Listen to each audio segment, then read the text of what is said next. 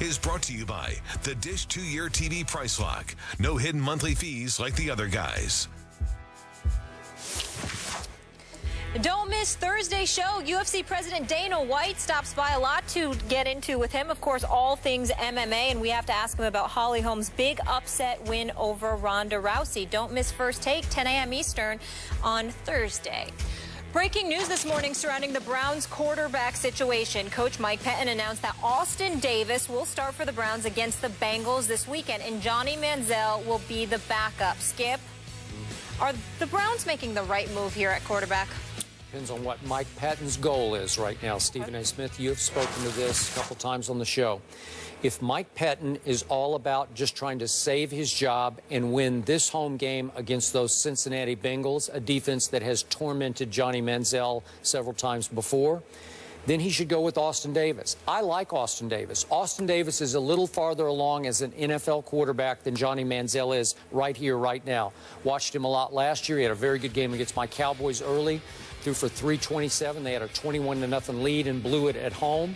He played very well against the Eagles the next week in Philly. Threw for seemed like 375. He beat Seattle at home last year. He beat the 49ers at the 49ers when they were still respectable and pretty good. So he's 3-5 as a starter. I liked his play the other night. I thought he played very well. My point is, if you want to find out what Johnny Manziel's all about, you punished him last week. Now you should throw him into the fire and see what he's got. If that's what you're doing, that's fine with me, because that's what I would do. But if Mike Pettin wants to win this game for Mike Pettin's sake and not for the Browns' future sake, then he should start Austin Davis. I think it's the wrong decision by Mike Pettin because I don't think he has the right intentions.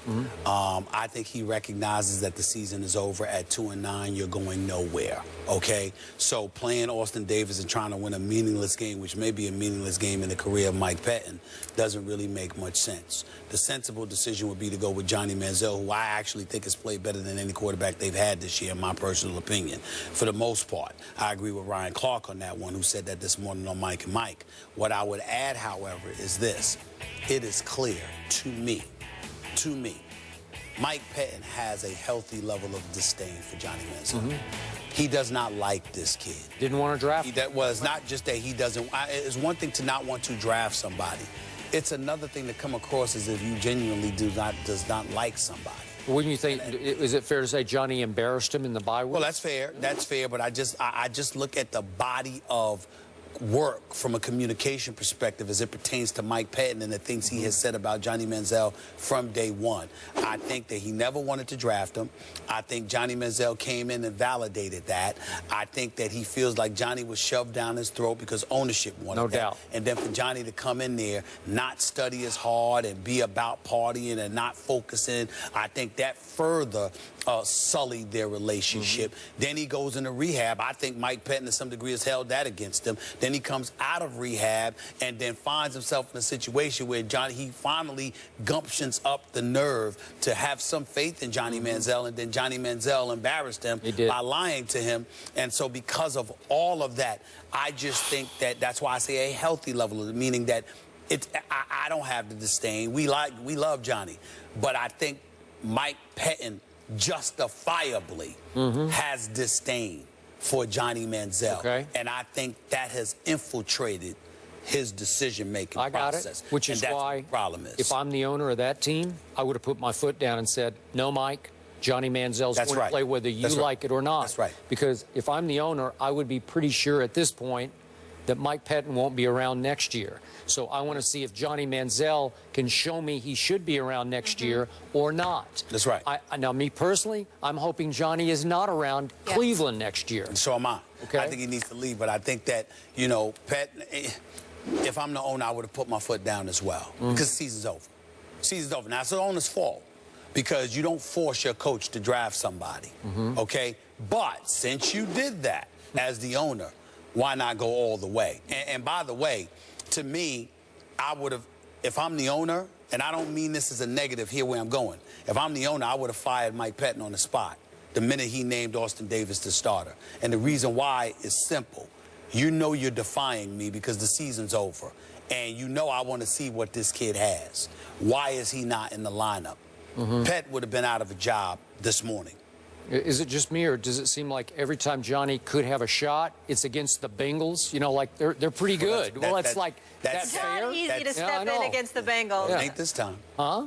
You know, I mean, Well, that's what it is. Maybe that's what is Patton trying to save Johnny from himself I'm a little just saying bit? the point is, No. it's over. It's over in all likelihood for Patton. We need to find out whether or not it's over for Johnny, and Patton doesn't want to do that. Okay, but do you see Austin Davis is pretty good. He's worth a look, but I'm a Johnny fan. Yeah.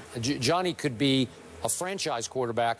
Austin Davis will get you through. You know, he'll be decent. He'll be respectable. I wish I know Johnny maybe created his own problems, and number one, he needs to get healthy, but I still wish we got to see him down the stretch, even with this organization, so we could see if he is legit there as a starting quarterback. And I get you can't get a full gauge with that team, but now here we are in the same situation. So next year, now what happens? You don't really know what you have with Johnny. You don't know what you have, and again, none of that matters if the owner has every intentions of finally letting Johnny go himself. Yes. But if you That's want, what I'm trying to read into this. Yep. That's why I'm not, raising Cain about, like, I'm thinking, wait a second, maybe this means Johnny's gone onto the open market and he can land somewhere let me go else. to Cowboys. Why not? Let me go to Cowboys. Let him. More headlines. Yeah. More Love reasons it. for talk about Jerry Jones' pathetic Cowboys. Well, he should have drafted him in the first place. Really? Zach Martin. I can't wait On to that. buy you that jersey if that happens. See Number you guys 2 in blue. tomorrow. Our next guest has been commissioner of Major League Soccer since 1999 and joins us ahead of the 20th MLS Cup that airs this Sunday at 4 p.m. Eastern on ESPN. Please welcome Commissioner Don Garber to the desk. Thank you so much for joining us and making some time. Folks. Yeah. Before we get to soccer, quick thought. I first knew of you back in the late 80s when you were the director of marketing for the National Football League. Give us your insight into what was the biggest reason that the NFL rose so quickly and surpassed baseball as sort of America's most popular sport? I think television drove it. I mean, all of us in the industry know it was that destination programming. It was Monday nights. Your games were on Sunday afternoons, no matter where you were.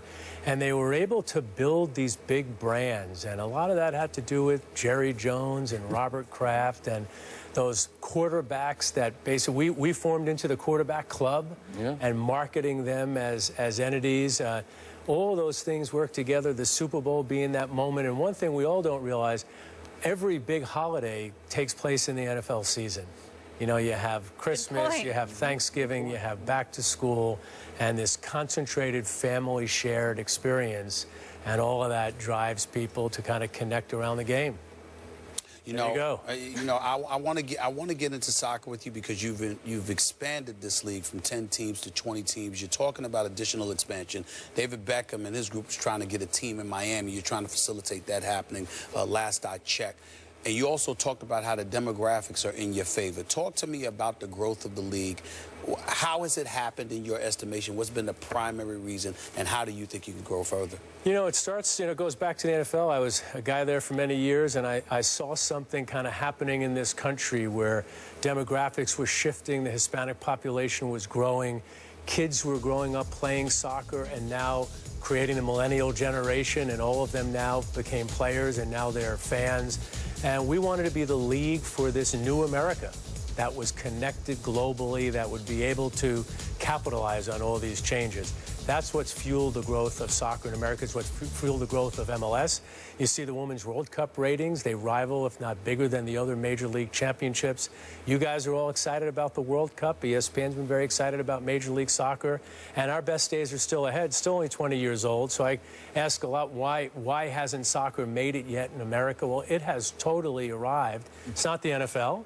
It's not 100 years old, but from 10 teams to 20, from 0 stadiums to 15, soon to be 20, great television contracts, lots of millennials following our sport, more so than any other sport. Those are things that are kind of driving what we call this new soccer nation in our country, and it's exciting to be a part of it. So could you ever see a day when the most popular sport in the world, soccer, or as everyone calls it, football, could become #1 in America?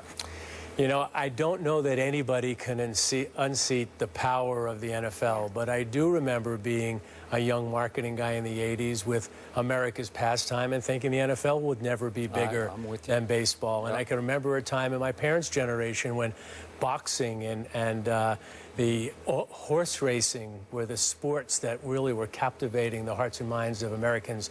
So forever is a long time, Skip, but I do believe we will be closer to being one of the most popular leagues in the country anytime soon.